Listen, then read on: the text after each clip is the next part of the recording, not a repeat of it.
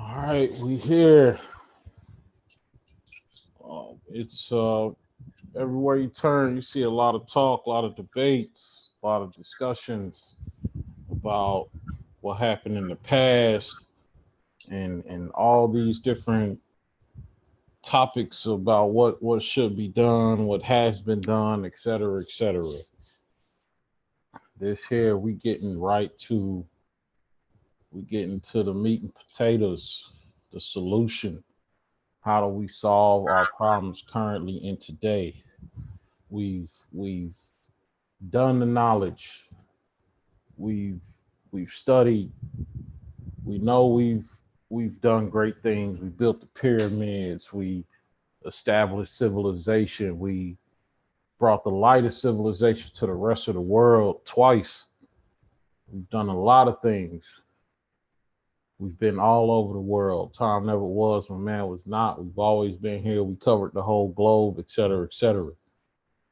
But we found ourselves in 2019, soon to be 2020, in a place unbecoming of the people with the accomplishments that we've had in the past. So how do we get in our proper place? How do we deal with the dilemmas that we face here in the United States? That's what we're here to talk about, here to discuss. You know, myself, I'm a self-proclaimed, for lack of a better words, pardon my French, cover your child's ears. I'm a self-proclaimed asshole. But I like to be an asshole with a solution. If I call something out, I tend to have a solution. If I don't have a better way for you to do it, I'm gonna keep my mouth shut, right? So this is something for us as a people. You know, this is the introduction. It's gonna be, you know, it's gonna develop. It's gonna be, we're gonna have more guests on who are also well studied, high esteemed, highly valued in the community. That's gonna put in their 2 cents about what we need to do as a people, because it's time we bring this together.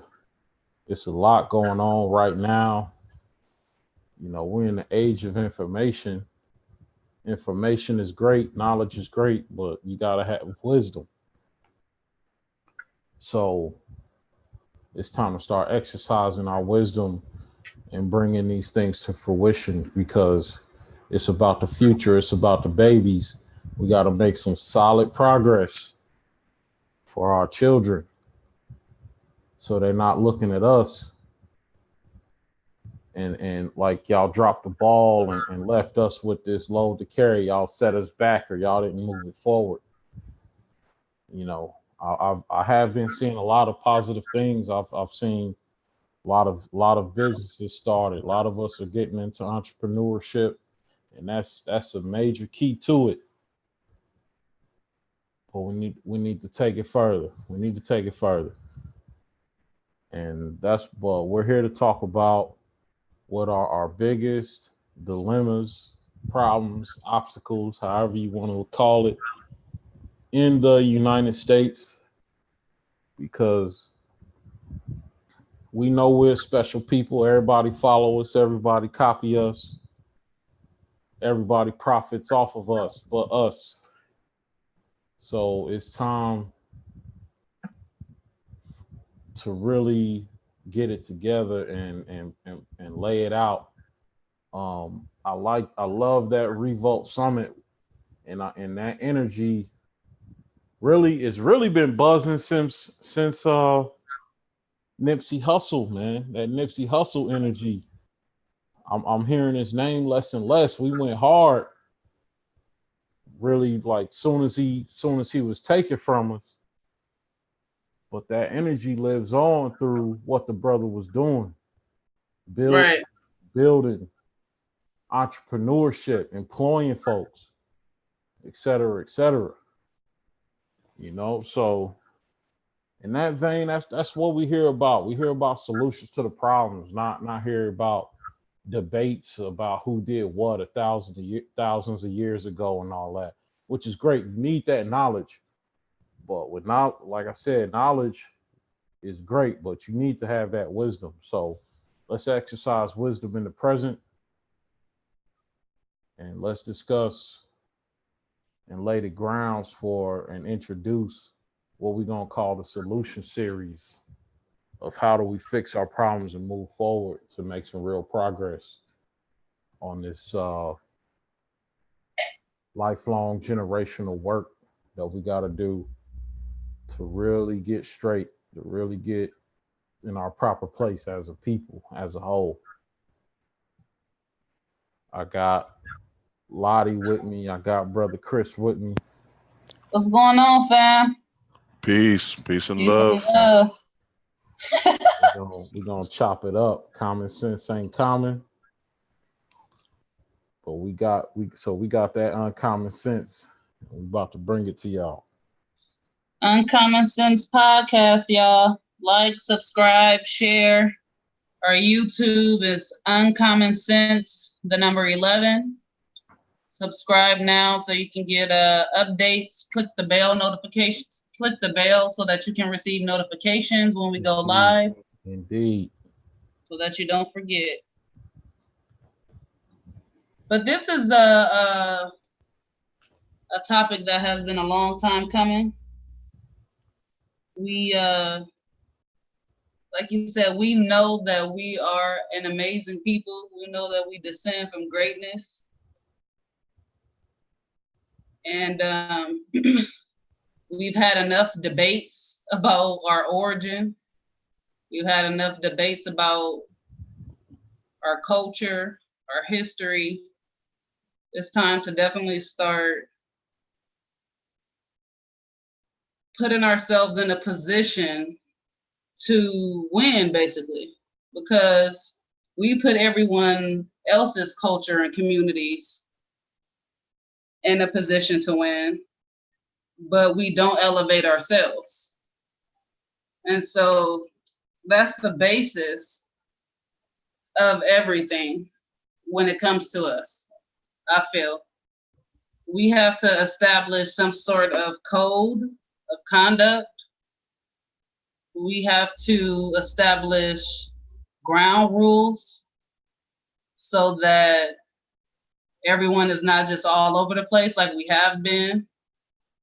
And everybody has a job or something that they bring to the community that they're great at.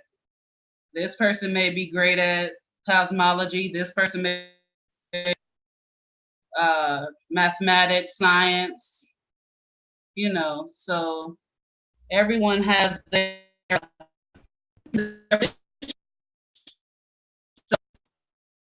I've been all over the place for so long. I feel as if we need to come back to our rightful place, whatever that is. And I'm not saying that we need to put a description or a title on something. I don't want to get all deep into religion or all of that for right now, at least. We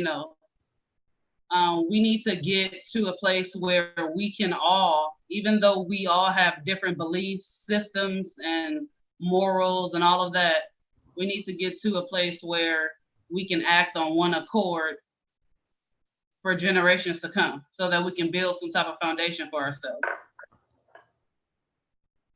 You know what I mean? So, what you think about that, Chris? Well, I think the both of you are right on track with everything that you're expressing this evening. And this series that we're beginning to speak about and just laying the introductory foundation for tonight is something of paramount importance. Again, as you have already so eloquently stated, as a people, I sit back and I observe a lot, and we do a lot of complaining about all of our various problems. And from a child, I was one of those inquisitive children that didn't quite understand why it seemed like other groups of people, no matter if they were of European descent or Indian descent or Chinese descent, but other people who weren't us, always seemed to be just a little bit happier. You know what I mean? They seem to have a little bit more, not even in a material sense, but definitely in a material sense, but much more than that. When I say more, they consistently, for the most part, had a nuclear family consisting of a father, a mother.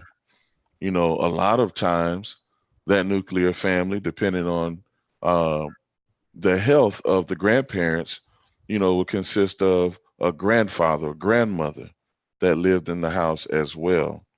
Right. You saw great economic stability. At least that's what I observed in those particular communities. You saw a certain educational soundness. Of course, a lot of them were in the public school system, but you also saw quite a few private schools that were centered around instilling a sense of identity, strong identity and quality education centered around their particular cosmology and cultural experience. And I would observe that when one of us would get shipped over to one of these particular private institutions, especially as and especially someone around elementary age or even early middle school age, you saw a shift in the way that that person behaved, and spoke, and the ideas that flowed from them. So now I know that as they had become more dedicated to the cultural expectations and goals of the Western structure that is in place.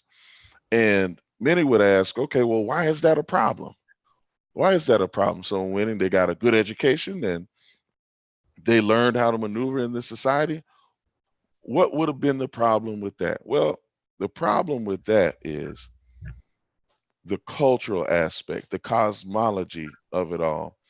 Um, the Western, I'll call imperial structure, is great for those of European descent and their allies, I'll say.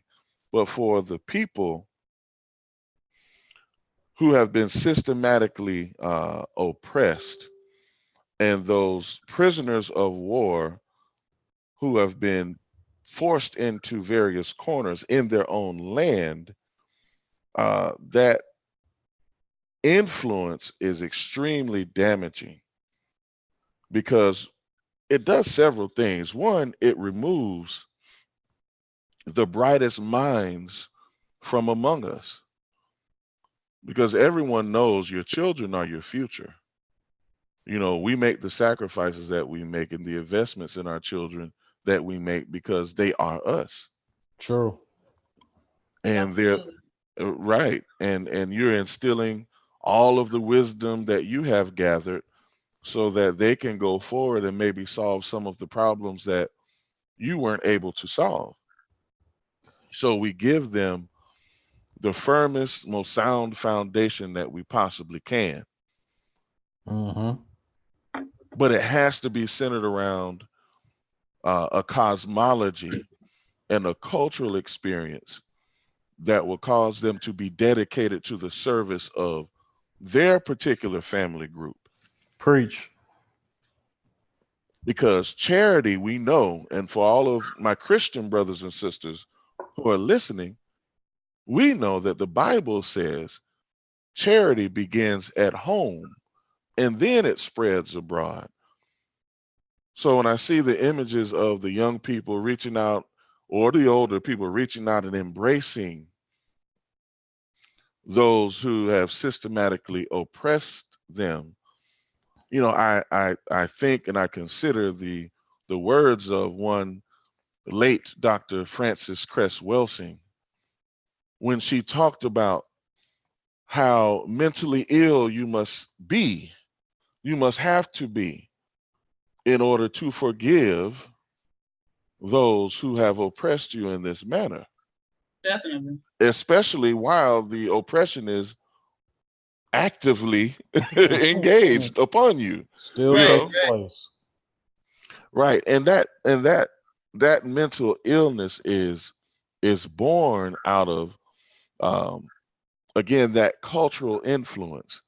You don't have to go to exactly, but you don't have to go to school in order for this to happen. You don't have to go to private school in order for this to happen. All you have to do is turn on the television and turn on the radio and just walk outside. It's everywhere. So one of the institutions and one of the things that the areas that I see that we need to address and bring consciousness to is and a problem that we need to solve is the area of education for our children. And I've often lamented, having 7 children of my own, I've often lamented that there were no private schools for young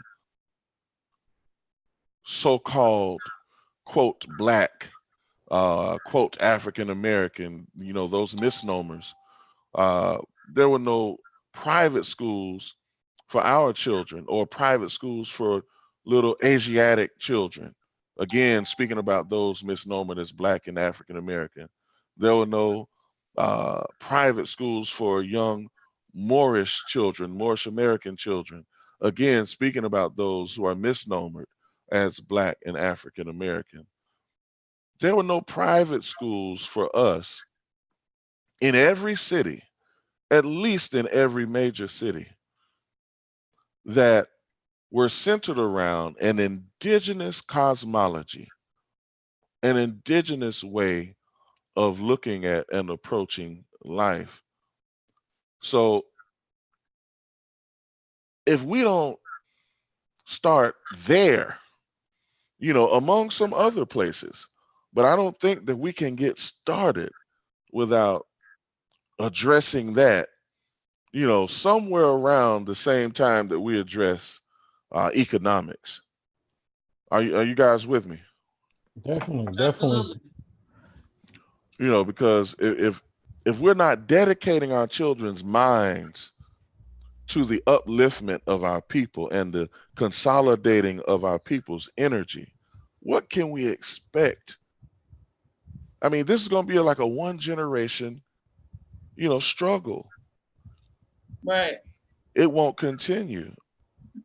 So we have to create those educational institutions. Right. Okay, so let me insert this because I just thought of a very popular post that was on Facebook. And we understand that we can depend on the same people that oppressed us to educate our children and ourselves. And you know what I'm saying? So we know what to expect from the school system. Right. So what do you say to the parents that are not able to homeschool their children, or they don't have the necessary resources or education themselves or they don't even know where to start with introducing the correct knowledge to their children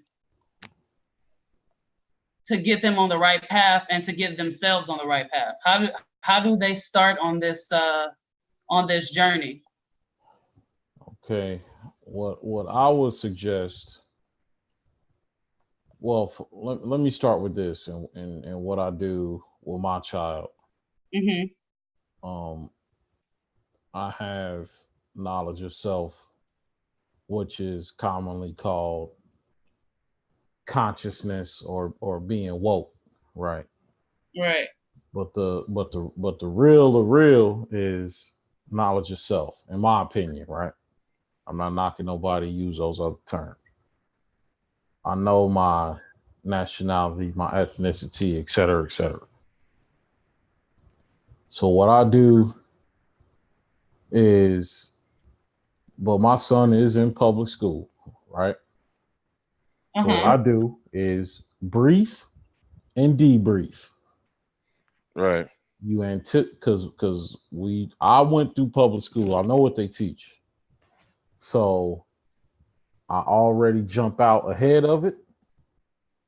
And then you follow up by asking, hey, what did you learn today? What did they cover? Et cetera, et cetera. Mm-hmm. And then you correct it when it needs corrected.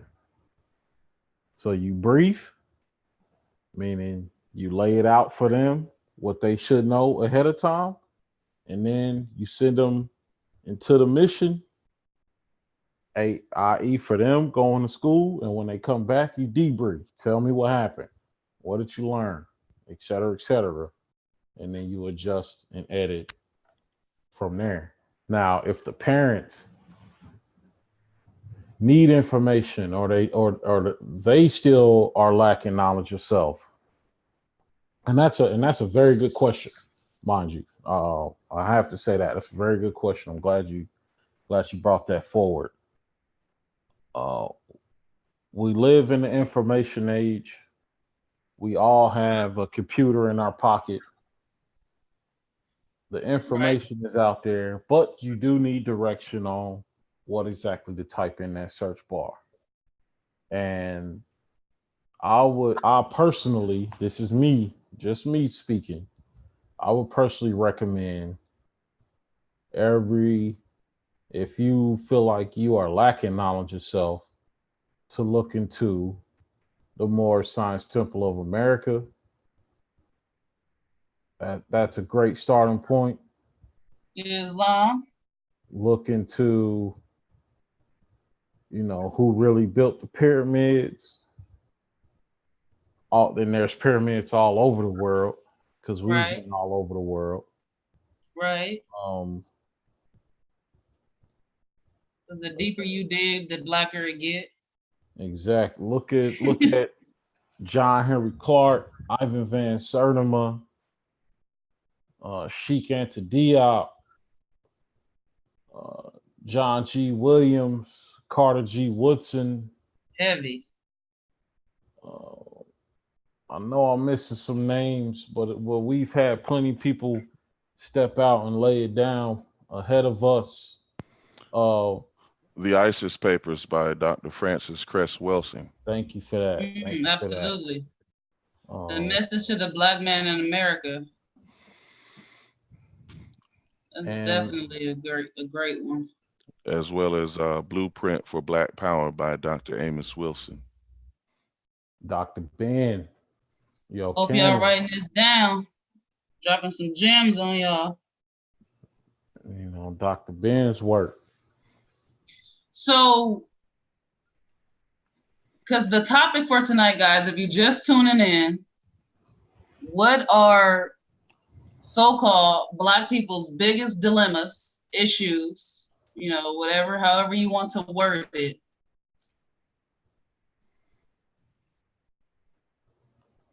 And how do we solve them? No matter what background you come from. Doesn't matter what religion you're associated with. How do we come together as a community so that we can get back to how we were previously? Because it's not like we haven't built anything. Just to touch back on, what we've already said, is we know that we descend from greatness. So again, how do we get back to that place? And with that being said, let's answer the question. Lottie, we'll start with you, is what do you feel like our biggest dilemmas are? I feel like a lot of times we are our biggest enemy. A lot of the times, you know how the saying goes, you are your own worst critic. Mm-hmm. I feel like that's the situation here. Like infighting. Say that again. Like infighting. Right. It's like we're constantly pointing the finger and constantly saying, well, constantly getting into these senseless debates about things that's not going to produce or yield any type of anything conducive to our community.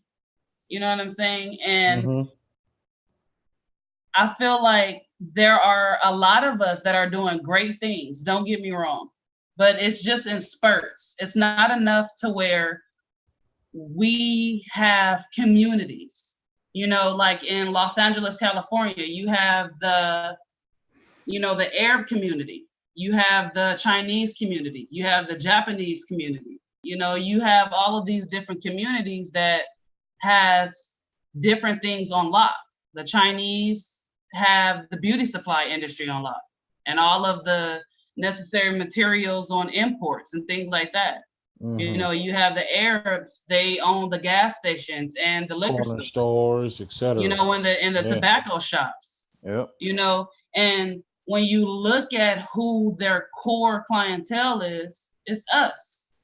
we have the Man. biggest spending power. So it's not like we don't have it. We're just not redirecting it to ourselves. And Preach. that's that's the entire, reason for this series, because it's not like we don't have it. We just don't have the necessary. I'm not even going to say that we don't have the necessary resources, because we do. We just are not collaborating with one another and building with one another like we should, and having a code, again, because it goes back to a code. There always has to be a code, because we're running rampant. We don't have a code where if this brother, steals from this brother, there's a certain he has to pay for that in a certain way. You know what I'm saying? If this sister crosses another sister, she has to pay for that in a certain way. Mhm. We just it's a free-for-all with us. And when we get back to being able to trust one another, because that's another major thing within our communities. Yeah. We don't trust one another. We can barely even sometimes speak to one another. You know what I'm saying? So it's extremely deep rooted, and there's a lot of things that we have to overcome to build from a solid foundation. Because if the foundation starts off rocky, it's going to crumble. So we have to get back to a place of where we can just be able to trust one another.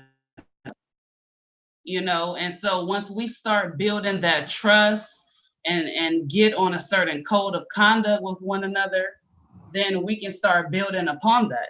And we can build our communities how we need to, and get back to the Black Wall Streets and the greatness that we know we can produce. But we have to start somewhere. We have to start somewhere, and we have to also hold each other accountable. We have to start holding each other accountable. I agree with that 110%. Yeah, we have to. Like you said, we have to start building. I don't have children right now. I'm 28. I don't have children yet, but when I start a family, I don't want to bring them into poverty. You know what I'm saying? I don't want to continue that cycle of dysfunction and poverty and the things that most of us grew up in. Mm-hmm. So a lot of this is generational as well, when we have to reverse that so that we can get to a solid place. Yeah, I think the heaviest thing you said, the main thing that hit me in the chest was we don't trust each other. Yeah. That right there is that reflects itself, and it vibrates throughout all our dealings, all our issues. Definitely. Definitely. Now, mind you, this here is about bringing us all together. Whether you are RBG, whether you consider yourself an African in America, Black American, Moor, Hebrew, what have you. This is, it's time for us to not Indian, autochtons, Aboriginal, etc., etc. This ain't about where we differ. It's what we all share in common, what we can see eye to eye on, and how we can put this together. Because we all agree at the end of the day, we're the same people. Whether you think we all Israelites, whether you think we all Moors, whether you think we all are autochthonous, Africans in America, let's get free, and then we can have all them debates about all that. Right. Right. I'd rather sit up on our land looking up at the stars is free and having them debates. Absolutely. But right now, while we getting killed in the street with no recourse Right. for the transgressors, we ain't got time for them debates, man. We got to get right. We got to get right. Definitely. Especially when our babies are dying and coming up missing. You know, Man, it's all the time too. All the yeah. time. You're not It even breaks my able heart. to. Yeah, truly, truly. It So breaks my heart. at the We end, got to redirect our yes, focus as a people because we spend too much time on foolishness when we can be spending more time doing things that could benefit us. and mind You know, you, there's been plenty of progress made. We are doing good things. I see a lot of us owning businesses. definitely. I see a lot of us, being industrious, Mm-hmm. involved in the community. We are making Right. progress, Definitely. but we gotta get like really unified as a whole. Well, And and there's a constituency of us, brother. If I can jump in, Of course. um, there's a group of us who, out of all of those who are doing well. Hold on one second. We have a caller. Y'all hang on. I'm going to bring the caller in, and I'll okay, pick up where I left off in a second. but real quick, speaking on the trust, when we trust each other, and part of that, like you spoke on the children, we need to trust each other to where, and I think it's become apparent more and more the necessity of we getting back to a community to where we taking turns watching these children outside, because I'm tired of looking up and seeing people's children missing. Absolutely. Yeah, Let's yeah, we need to organize, come together to where we're taking shifts. Like I'll watch the children play outside or whatever from this time to this time, and then when I get tired, and then you right, pick up after me. And if right, somebody try to come and harm these children, the same way I will fight for mine, I will fight for yours. Like right. And we Absolutely. on got and to on get on back on to that that. note, we're gonna go to the caller. Yes, sir. Caller, Good evening. good evening, caller. How are you this evening? I'm well. How are you Okay. guys? We're Great. just happy Doing to be good. here. Who are we speaking with? This is Tony. Hey, Tony, welcome back. Thank you for having me. Absolutely. Anytime. So what are we talking about tonight, guys? I heard just a little bit. I know we're talking about the black families and what can we do better, but brief me a little bit. Well, the topic is basically we're doing an introduction to what we're calling the solution series, because we hope that over the coming weeks, as we have different guests, prominent members from our various communities, they're going to come on, and we're just going to talk about uh, the most pressing uh, issues or dilemmas that so-called black people find themselves in, and how do we overcome them. So, and at some point in the near future, we want to have a complete panel of our guests on together, so that we can, really sit together, for a few weeks and figure out a way forward, that can work. And we'll start with a small nucleus of individuals and build it out from there. So we're doing an introduction to that conversation tonight. Okay, awesome. So what are Yeah. your thoughts? What do you think the root cause is, or what do you think is the issue that we have with coming together, like the Asian communities and the Indian communities and Mexican communities? What is our core problem? Okay, good question. I had the opportunity to work with Asians in a nail salon.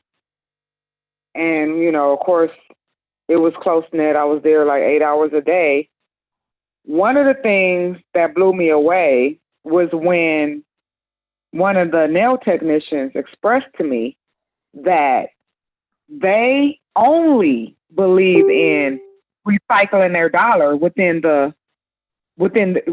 each other, right? Within their own race. Right. Blew me away. That is what they've been taught. That is what they learned. That is just what they do. They don't even see it as anything other than what it is. They will take your dollar, but they will not do business with you. They was not buying any homes if you was like a black realtor or any other race. Mm-hmm. They was not buying really food. They eat their own, type of food, and they're going to buy that food from other Asian restaurants, Right. So it really had me thinking way back then, and that was like probably 15 years ago.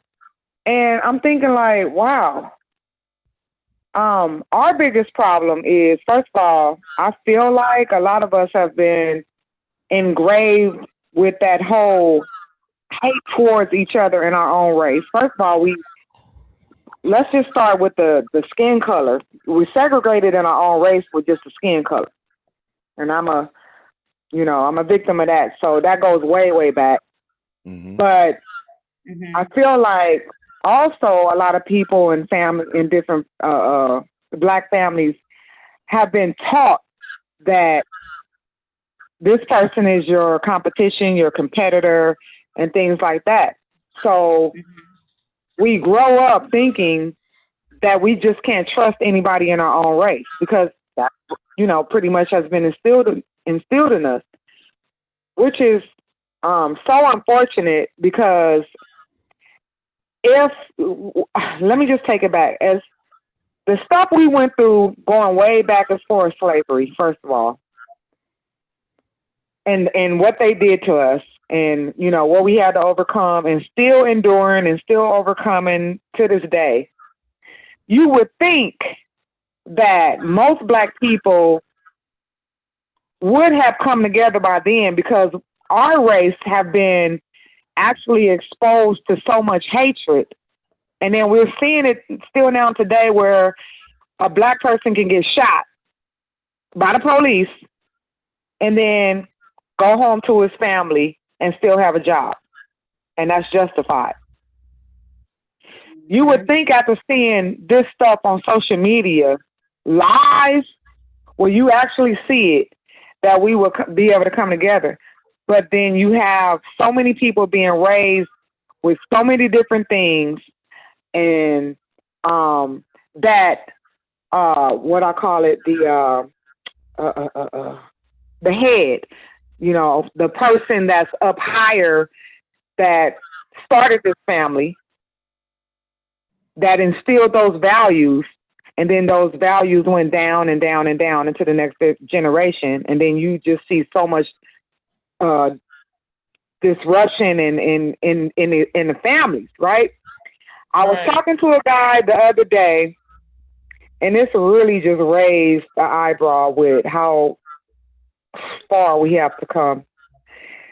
He lost his girl. Well, not lost. She was murdered by her ex-lover, and he murdered 2 grandkids. He murdered her 2 grandkids as well. Listening to him talk and how nonchalant he was about the whole situation was mind-boggling to me. And then I heard him say, I said, well, did you try to seek any type of counseling or help for that? And he said, oh, no. Oh, he got offended very, very fast. Oh, no. My father And that's what stood out to me. My father said, we don't do that.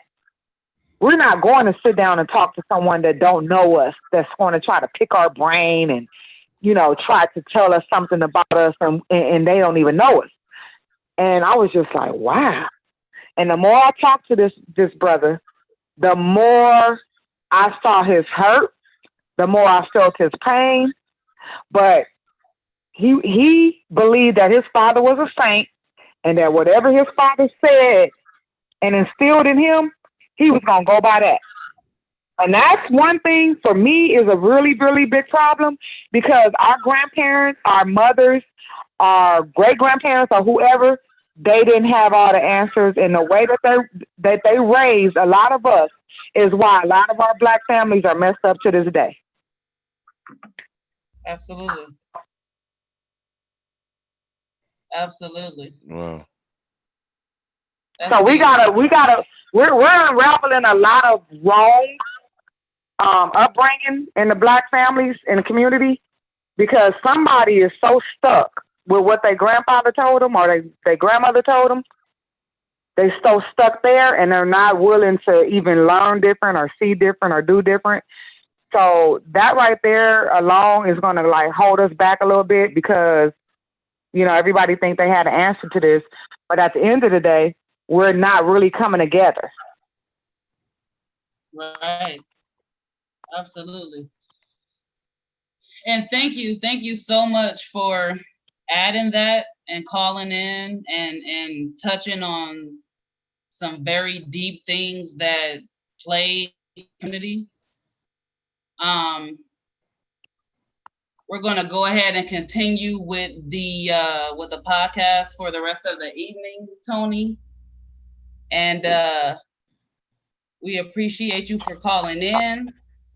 And like I said, touching in on something that's extremely vital for our community. And subscribe to the YouTube channel, Uncommon Sense Podcast 11. And we do this every week, Thursday at 8:00 Eastern Time. All right. I already subscribed. I love what you guys are doing. And I'll be back to support and just keep it going. You guys are doing a beautiful thing, and I love it, and we need this. So thank you for having me, and you guys continue on, and let's work some solutions out as a whole. Thank you, Tony. We appreciate the kind words. Absolutely. Have a good rest of your night. All right. Thank you, guys. Yeah. Thank you. Peace. Have a good night. She said something that really stood out to me that I didn't even think of, which was how taboo it is for us to go sit down and talk to someone if you feel like something is off mentally. Mm-hmm. It's totally fine with going to go talk to someone. Like, we seriously, as a community, have to get it out of our heads that it's weird to go talk to someone that you quote unquote know issues. People who unfortunately should have talked to someone, but it became too overwhelming. Suicide that's becoming really major. So many people, and it's starting to get younger and younger. The suicide rates are going up because so I strongly encourage our people to seriously, because we have been through a lot as a people. We have been through a lot of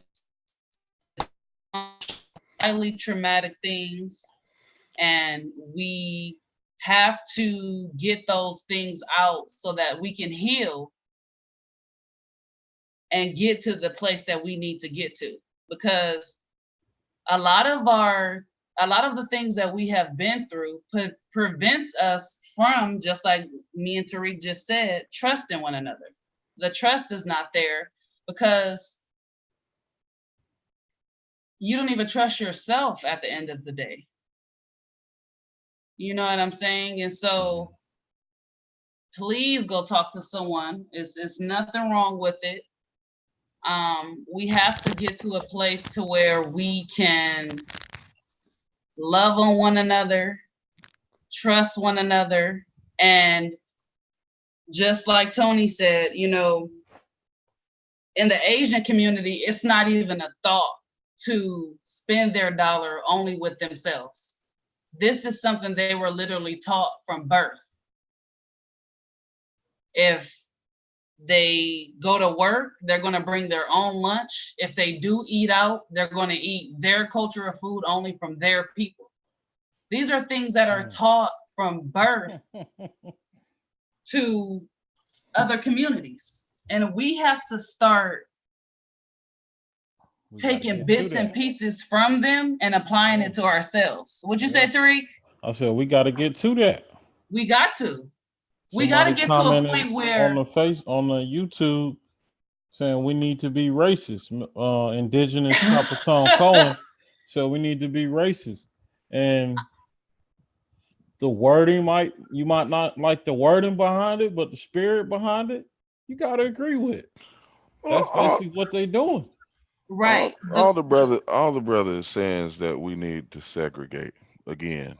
Exactly. Right. We need to separate and deal with our internal issues alone. You know, every group of people on the planet that is, you know, any animal in nature that is wounded goes off to itself. It doesn't want you to touch it. You understand? Leave me alone. Let me heal.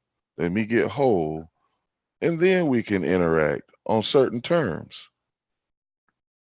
Mm-hmm. Absolutely. Yeah. So, brother Chris, we have yet to hear on what you think are quote unquote Black people's biggest dilemma. Mm-hmm. Oh man, biggest. There's so many. It's like the top three. The top three. Well, top three. Yeah. I'll say number one. I'm going to say identity. Because, well, you know, we're like scattered people, and there's a story, and a lot of us know this story, a lot of us don't, but it's about Asar, Aset, and Heru. And the story is about how Asar, you know, is killed by his evil brother Set, and cut up into 14 pieces and scattered all over the world. Mm-hmm. Right. And then Aset, in anguish over her husband, goes all over the planet and gathers those 14 pieces and puts him back together. And I'm paraphrasing because at the end, it deals with that last piece. And Immaculate Conception. Right. Yes, exactly. And that's how Heru came about. But the point is, there are so many scattered pieces. We are Asar indeed as a people. We're so scattered. So it's almost like, we're Humpty Dumpty and we got to be put together all over again. So every facet of life really needs to pass under the microscope, because we have lost our righteous mind wholeheartedly, 100%. We have lost our mind, and the outer experience is happening according to the inner experience. As within, so without; as without, so within. So we've lost our mind, we've lost everything else. But to get right to it, number one, identity. We have to identify, in fact, who we are as a group of people. Right. That one, truth is knowable and growth is measurable, and truth is verifiable as well. So a people can know, a people can find out, in fact, who they are if they are willing to but look. So that's number one. We have to identify who we are. Mm-hmm. The Definitely. next thing that has to happen after we have understood exactly who we are, there's a healing that has to take place, and that healing is going to be multi-layered and multifaceted, but there's a physical healing and an emotional, mental, spiritual healing that has to take place, and a consolidating of our scattered parts internally, because a lot of our energies, having gone through the constant war zone traumas of the inner city. You know, I had a Chinese medical doctor tell me that, you know, your nervous system is likened under one that has been in a war zone. You tell him you have? You tell him you have? Well, he's looking at me, so he assumed, you know, that either I grew up in the hood or I had been to war, or one or the other. One and the same. And he agreed. Right. He agreed. He when I Man. told him where I grew up, he just nodded his head. He understood. So we have to find a way, and that's something that we have to talk about amongst ourselves here with us three, and when we begin to bring our distinguished panel guests on individually and together, we have to figure out how we can best heal. What modalities do we use, you know, as a people to heal, to pull ourselves individually and collectively back together, just back to ourselves, so we can be whole.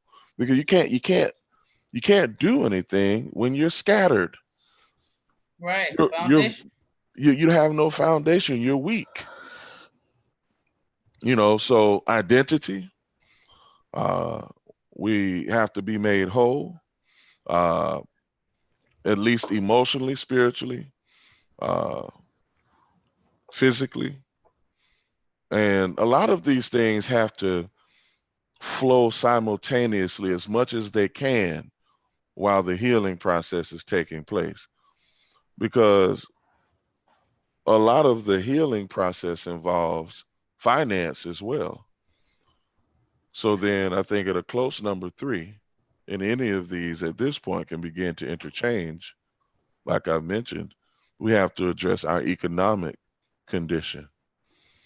And the economic condition, again, is right up there at the top with everything else.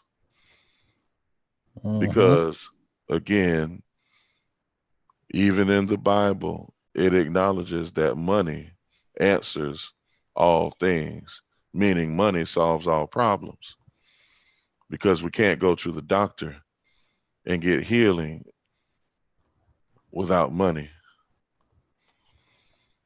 You know, because a workman is worthy of his hire, people have to be compensated for their time so that they can continue to see about you and your mom and your dad and your children and your wife and your husband and so on and so forth. They have children and wives and husbands at home and mothers and fathers and grandparents as well that they have to look after. So there has to be an exchange that is taking place of energy between the people, at least at first, while we're building an infrastructure. Because I know the next thing that you may say is, you know, we can barter, but we're not there yet.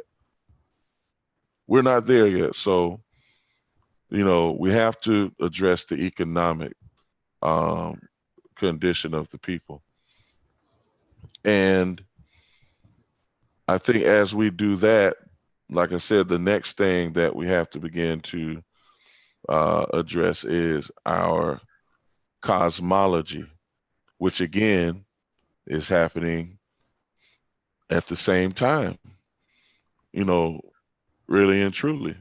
You have to begin at least to introduce uh, an appropriate indigenous centered cosmology to even begin to heal, because you have an indigenous soul that has been raped by Western culture through Right. through compulsory schooling. Right. You know, let's not forget that the educational system here is compulsory. They force you into these schools, or you're labeled a truant. You're Yeah. labeled a truant by state statute, and And you your see parents sisters getting locked up exactly, when they try to pull their children out of it too. exactly. You And know, so, Yeah. the school system, and from the teacher in the school system, is the first place I heard I never would be shit. Yeah. Pardon my language. that is, It's been implied in the media and all these other places, but the first time I actually had somebody say, "Hey, you're not going to be anything," was in the European school system. in the compulsory school system. We have to understand too, this, just like, we just said, we definitely, I'm not going to be satisfied until we have our own hospitals, libraries, schools, and everything else that represents us, because these school systems are not set up with especially Black boys in mind. They are actually set up to get them prepared for prison. Exactly. Absolutely. Let me jump in right there, because I don't want to lose this point.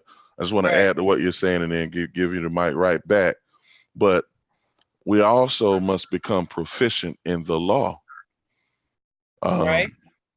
We have to become proficient in the law for one of two reasons. One, while we're still very tied in to the system, there are so many I don't want to say benefits, but they're benefits. There are so many benefits and loopholes within the game, within the system, that our people don't know about and don't take advantage of, because they just don't know, or they don't understand how to see and find those particular benefits. So I think, knowing the law on the statutory side and within that system, under the labels of Black and African American for the time being, I think we would be being prudent to put our heads together and share what it is that we know with one another, so that we can begin to navigate within the system while we try to see our way out of it. And then learning, international law, treaty law, tribal law, those different things, that would help us to create our own infrastructure, maybe our own municipality, so on and so forth. Uh, Also food. Food is another area. Agriculture Gotta is eat. another area. Gotta eat. Gotta eat. Right.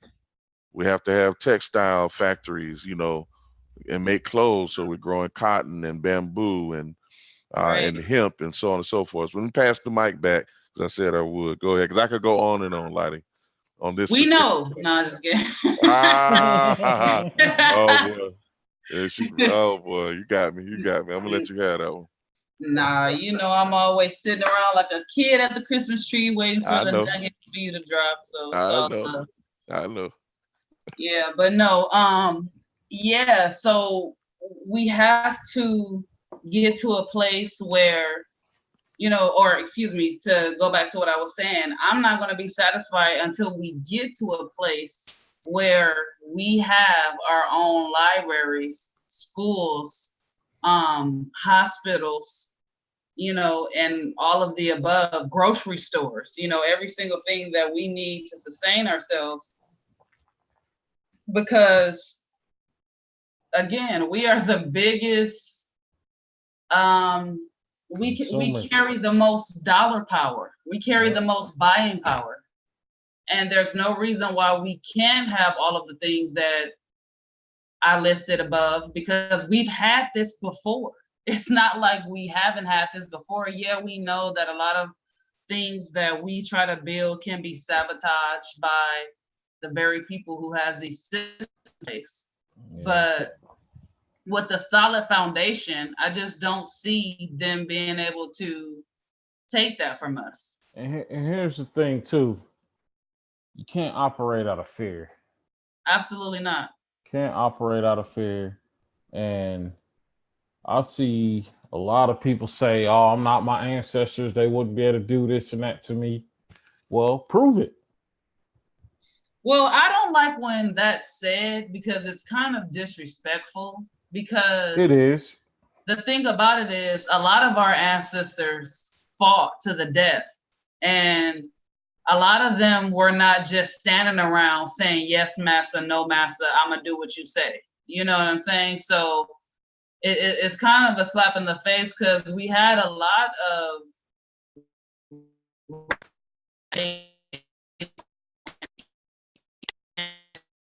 when I hear people say that, because we're in voluntary slavery now. You know what I'm saying? Via paperwork.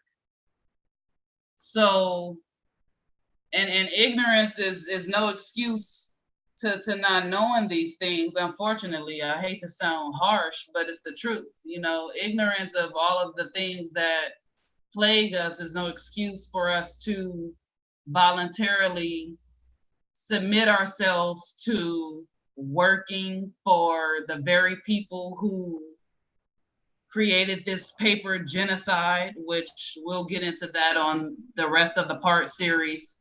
But you know, we're standing around waiting for this miracle to happen when we can put in the work ourselves and get back to what we have already built in the past. It's not that we can't do it. We just have to get our wheels turning and get back to a place where we can do it. And I feel that I sense that coming on because there is a huge awakening that's been going on for the past 3 to 5 years. But we just have to get to a place where we're doing a little bit more than what we are now, if that makes sense. You know, and so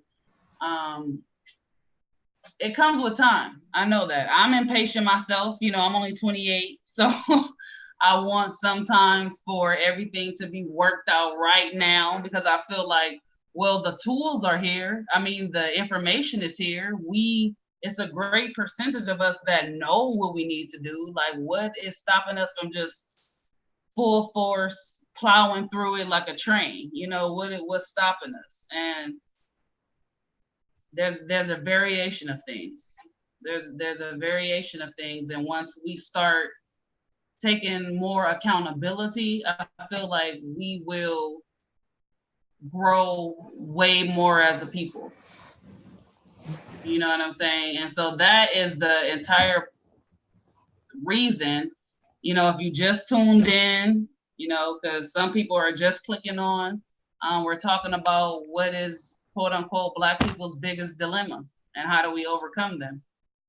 This is an intro to the solution series is what we're calling it, because we definitely want to come to a solution over the next few weeks of discussing this material. We don't want to just continue to talk about the past and what's going wrong and what went wrong. We want to talk about how we can move forward and start building from here, building up trust with one another and loving one another, respecting one another, and getting to a point where we can. We have a caller. Solidify ourselves. So, well, let's go, caller. Let's bring them on. All right, caller, you're on. How are you doing this evening? Hey, what's up, man? I'm all right. How are y'all doing? This is Antonio Cohen. All right, what's going on, Antonio? How you feeling? Hey, Peace, brother. man, I'm good. Y'all good? Night? Yeah, we're Good night. good, brother. We're good. We're Doing good. No lovely. complaints. Okay.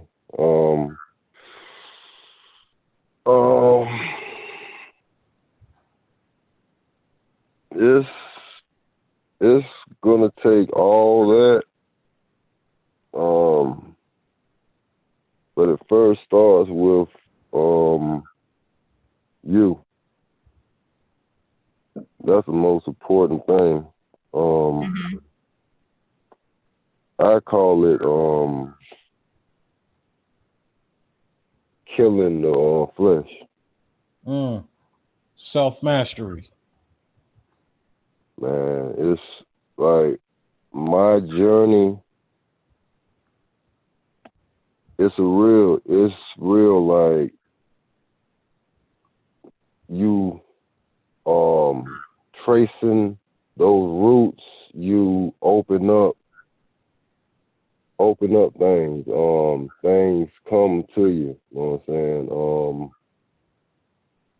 That's the most important. Until one does that, and I killed the flesh on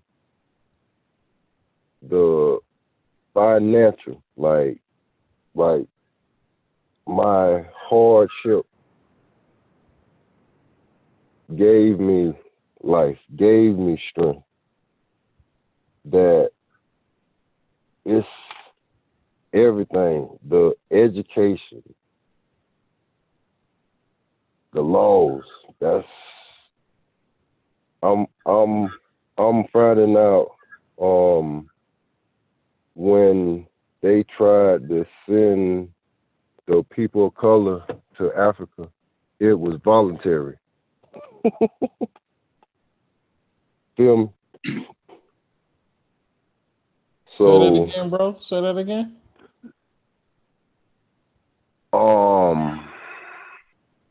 after He's talking about when we they abolished slavery, right, Mhm. Liberia was created. it was voluntary. They couldn't force them to go. So what King said about us being exiled in our own land, Mhm. they couldn't exile. They couldn't just kick us out. But for some reason, I see bits and pieces, but I'm trying to bang past the Cherokee because I'm that because my people from the Carolinas, and then a total stranger, I did something the other week just out of love, and then she hit me back with but it's past just those names, because those names are like corporate names. The 5 civilized tribes is like civilized means is tied to being a citizen. We got to the status we're under as citizens, which we're not citizens, because I just seen the Dred Scott. Man, I'm sorry. It's just so much, but it was voluntary. They couldn't force you to go to Africa. Well, brother, Yes. can you do this for us? Because we've hit the 9 o'clock hour. Is actually 9:14, and we want to try to keep this to an hour on the Yes, sir. show. If you would be so kind and so gracious as to get that particular research together concerning the voluntary exiting of this homeland and colonizing the coast of Africa, if you could put that together for us in an organized format and come back and share that next week, that would be awesome. Indeed. Okay. For part 1. Chris. Yes, sir. I'm gonna need a little I got it, but I need a little guidance if you could. But I got it though. Okay. Okay. All right. All righty, brother. Thank you for calling in. Yes, Peace sir. and love. Thank Peace y'all. and love. Have a good night. One love. All right. Thank Peace and you. love, One brother. love. Sorry Nah, about man. just being. No need to Man, apologize, No brother. need to apologize. You Just all the getting. way good, my man. Yes, Right. sir. All the It's way all good. all love. right. All right. One love, y'all. Peace. Bye bye. Peace, All right. peace. Peace. Peace. Peace and love. Mm-hmm. So the main thing I took from what that brother just put down Mm-hmm. is he said it was voluntary, meaning like I'll take it to fighting, right? Right. If you fight somebody and you know you messed up and you got your ass whooped, I'd rather know that than I did my best. I didn't make a single mistake and they whooped me. Cause I know it was me that beat myself. That means they're not just better than me. I could whoop them if I get it together. Right. You know what I'm saying? Yes, sir. Mm-hmm. So that's where we at as a people. And then they have, well, this might be a showing itself, but I'm gonna say it. White supremacy ain't no, to me now, ain't no such thing as white supremacy. That's the boogeyman. Right. That's a boogeyman to these folks. Nobody is Because- superior to me. Because they're not, for one, they're not white, and for two, they're not superior. And for three, they have not done nothing without us. Every single war they've won, we fought with them. Throughout the history of the world, it ain't never just been straight European and they whooped us. We've helped them. Everything they've done, they've had our assistance.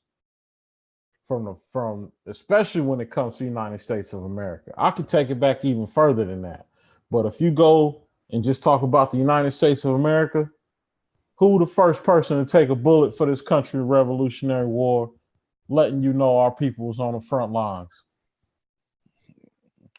Indigenous copper-colored aboriginal of America. By the name of Crispus Attucks. Yep. That we've all heard.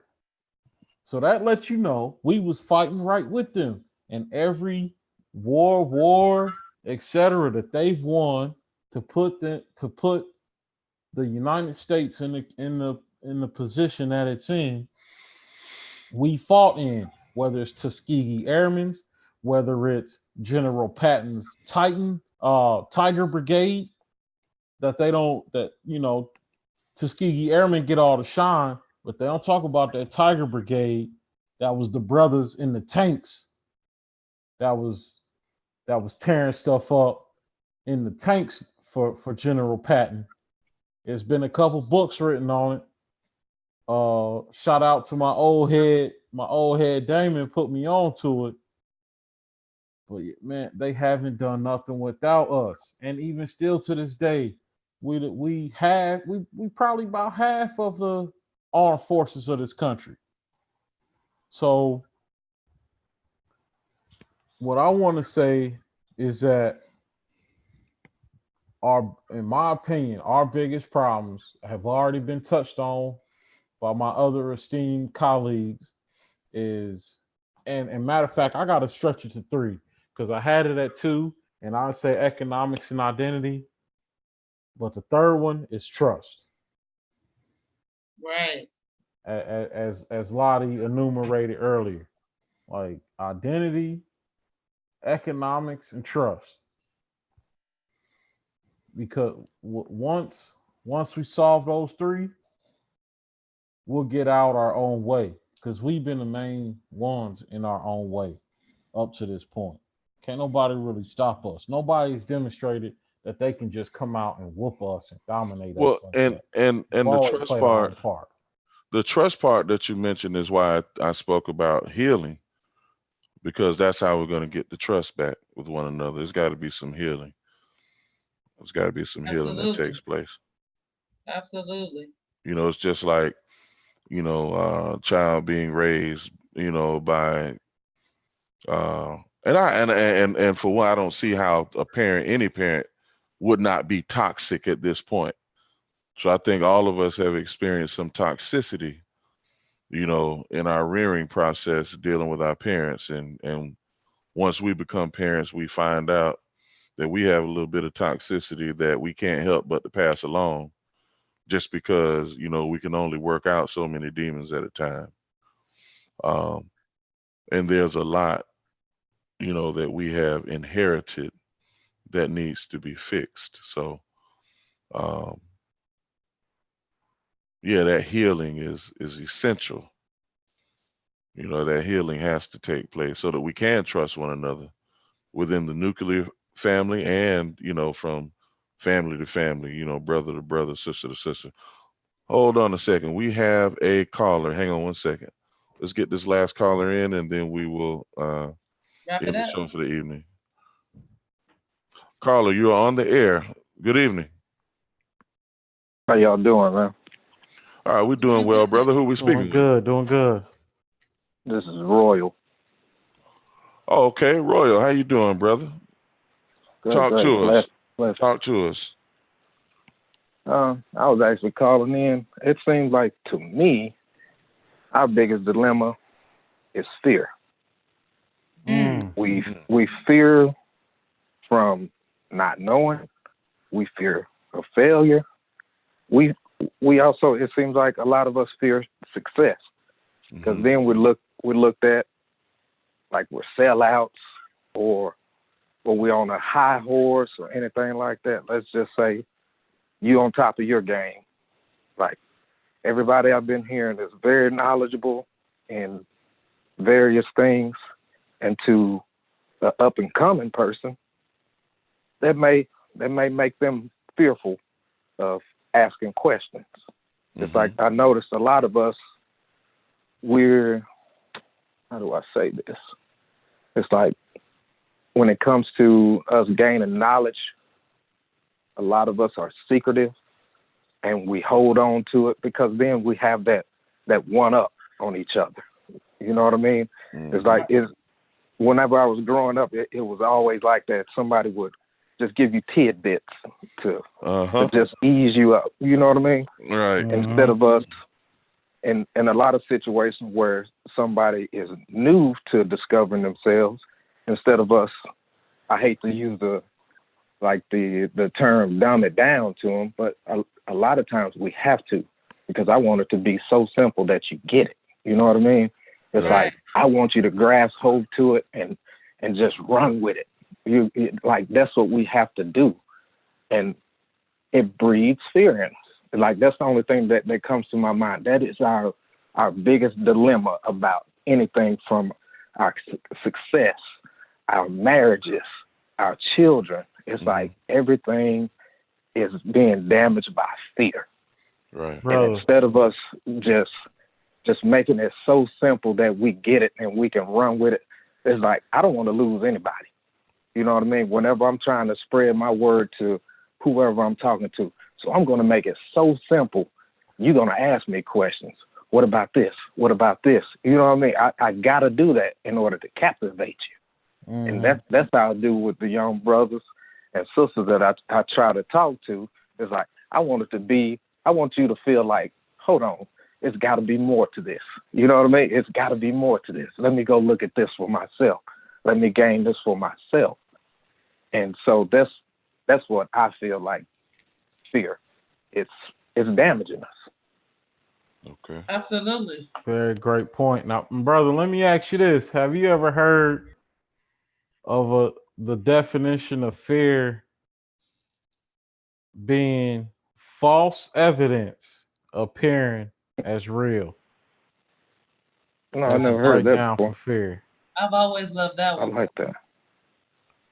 Say it again. Let me write these down. False evidence appearing real. Because typically, like, give you a good example, man. My son is now 5. And Right. when he was a baby, he'd wake up in the middle of the night and walk through the house, pitch black, no lights on, to go get what he wanted to get or to come get me or whatever. But as he got older and listening to his sibling, his older brother, he started acting like he was scared of the dark. And I knew better. I knew better because I've seen you at 2 years old, 3 years old, walking into the dark or just chilling with me in the dark, and there wasn't a sign of fear in you. Right. So what I told my son was, close your eyes. Are you, because I catch him, he'd be running around and spinning around with his eyes closed. And I'm like, close your eyes. Is it dark now? Are you scared? You know what I'm saying? Right. Yeah. Are you scared now that your eyes closed? He'd be like, no, sir. So how are you scared of the dark if you ain't scared when you close your eyes? What's causing you to be scared of the dark? You got no evidence. No evidence. You touched on the point also with his sibling. His sibling was doing it to him. You know what I'm saying? He was influenced. Exactly. And it's like by something outside of himself, right? Right. With you being there, you had the opportunity to nip it in the bud as soon as you noticed it, you know. But a lot of people, they don't have those mentors in their lives. The only thing that they have is said person over here that they got done the same way. But instead of them coming out and saying, hey, that's not right, you know, we can do this, blah, blah, blah, blah, blah. Instead, we instill that once again on somebody new. Somebody new. And so, I don't know. That just stuck out to me as soon as I read the post on you guys' thing. And that's what popped into my mind because I know it affected me at a young age. And I still have my little battles, you know what I'm saying? Especially trying to move up, trying to be successful and everything like that. And so fear, always. It's like it's there. You know you can overcome it, but it's still the point of having that knowledge and having that team around you to say, hey, you got this. And it just, that village, you know what I mean? Got to be that village. And like I was saying earlier, I don't want to lose nobody. It's like if I'm trying to spread something that I've learned that I know somebody could benefit from in their life, I don't want to lose them, especially if they already just took that initial step to say, hey, you know, what's this you speaking about? Let's sit down, brother. You know, let's have a little coffee or a little tea or something. Let me explain this to you. I'm going to spend as much time as I need to make sure that I capture them and make sure I'm not leaving anything out that's going to help them on their own trek. And that's something that my father done for me. It's like if I ever come to him with any type of question across the board, we're going to sit down. We're going to talk. We're going to sip our tea. We're going to do whatever we need to. We're not going to get up until he feels like, hey, he's got enough information that he can run with it now. And, you know, that's what's instilled with me. I'm going to make sure you got that information and run with it, you know?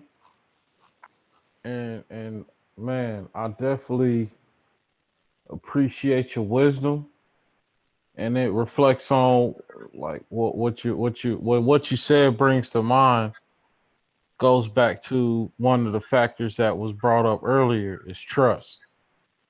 Oh, yes. And trusting each other. Yes. Because like fear and trust or lack thereof go hand in hand.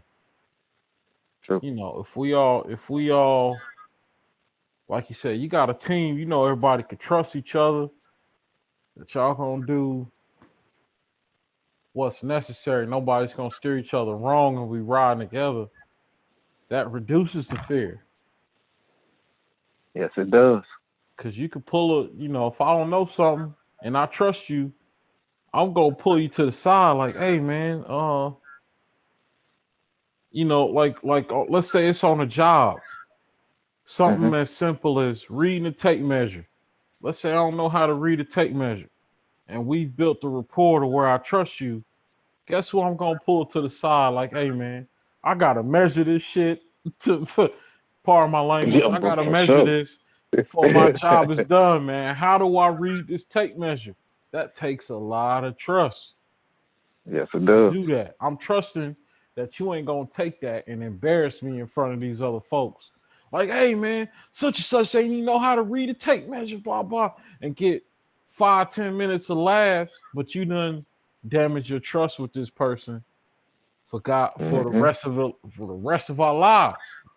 Cause I'm gonna cut you Right. off if you do that to me.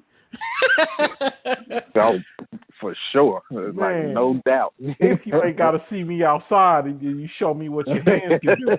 You know what I'm saying? Oh, yeah. I know exactly what you're speaking about. Well, and, you know, in situations like that, hey, let's take a break real quick. You know what I'm saying? Then I'll sit my partner down like, do. You know, that way I can correct you or it'll help you out without being in front of everybody else. You know what I'm saying? You Exactly. never correct each other in front of outsiders.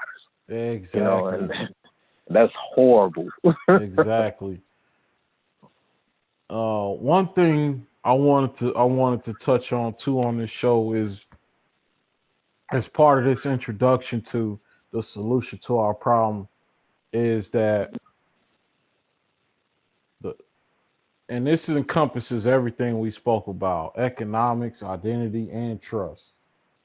Is there were different tribes. We've always been a tribal people, and there's been different tribes for a reason. Because as Brother Chris said, we all are not gonna be Christian, we all not gonna be Muslim, we all are not gonna be Jewish, but there's nothing wrong with a Christian tribe of us, a Muslim tribe of us, a Jewish tribe of us, or whatever other tribe, broken into tribes, and then those tribes come together for one nation. And we all, like, we don't have to agree to spend money with each other. If the Muslim brothers making the best pancakes or whatever, guess who I'm going to get my pancakes from? If the Hebrew brothers are making the best clothing, got the fabrics, then I'll get that from them. But it's all within, but we all come together, make that nation, different tribes. You don't have to see eye to eye with how these people live, but you find your tribe and you agree with how they live. That's who you form your tribe with. Right. But the economics, we all link up on the economics and break bread with each other and have that dollar rotating, and that's our nation. Agreed. You know, absolutely. You hit on something too that I may be getting off the subject a little bit, but you brought up the different factions or religious groups, and it's like the way I was brought up. If it's making a person better, I'm all for it. You know what I mean? If it's making this brother over here, you know, lay down alcohol, drugs, or whatever, I'm gonna applaud it.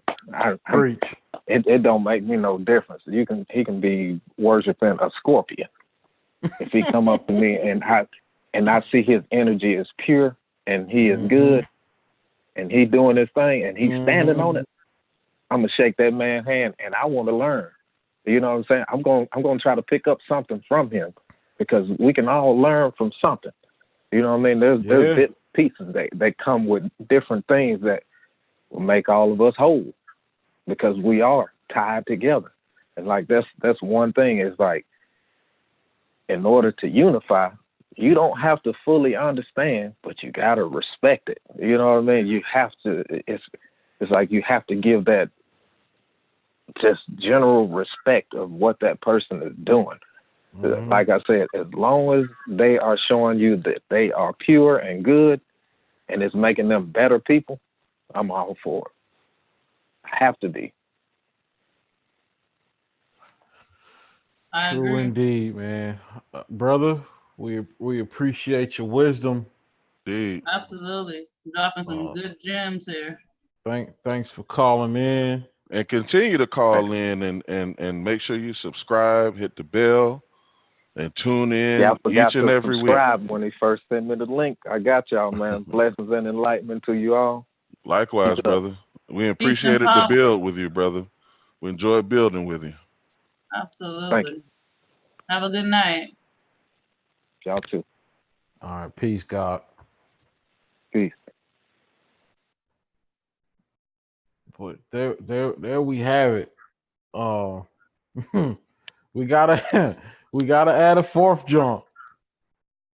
It started off with identity economics. The sister, the empress, brought in trust, and now the Mhm. good brother then brought in fear and Right. shaking that fear, because all three of those, the previous mentioned, go into shedding that fear of, Right. of trusting each other, breaking bread with each other, and identity goes into, well, we all the same people. What we got to be scared of,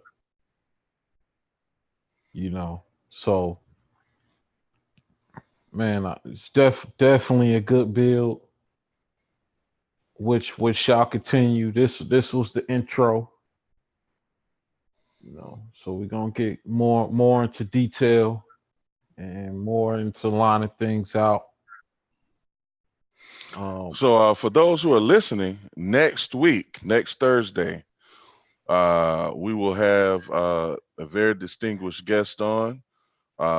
Dr. Aleem El Bey will be joining us next week for part 1, and we'll be discussing the identity piece from the angle of examining the Supreme Court case that is hot on the press as we speak. Byron Allen versus Comcast. And the central theme of this particular Supreme Court case is the repealing of the Civil Rights Act, and what will, quote, blacks and, quote, African Americans do if the Civil Rights Act is repealed? There is a such thing as human rights, but we must have a nationality to be protected under the label of human rights. So this is going to be interesting. I so look forward to it. I'm sure Tariq and Lottie do as well. Again, You already know.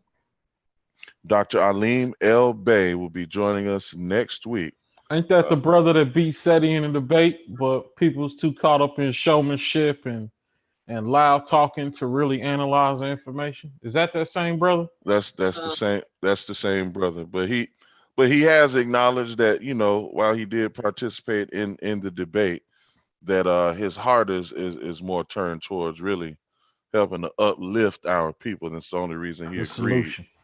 The Right. solution. He that brother's heart is for the people, and providing solutions, viable solutions to our people. So I really look forward to having him on. Hold on one second. We got one more one more Let's caller. take the last caller. One more caller coming in. Peace and love. Peace and love. Hang on one second. I think she's getting her audio together. But brother Aleem Bey did win that debate. I don't care what nobody say.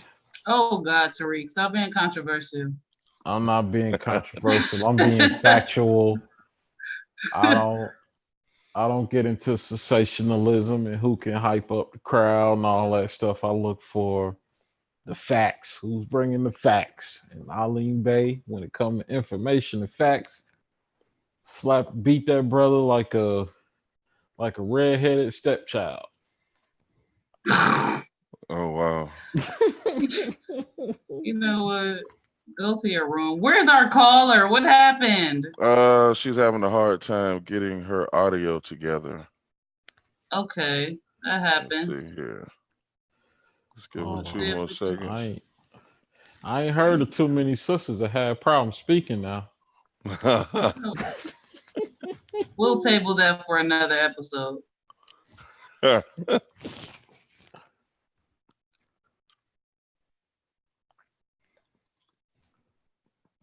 So I definitely,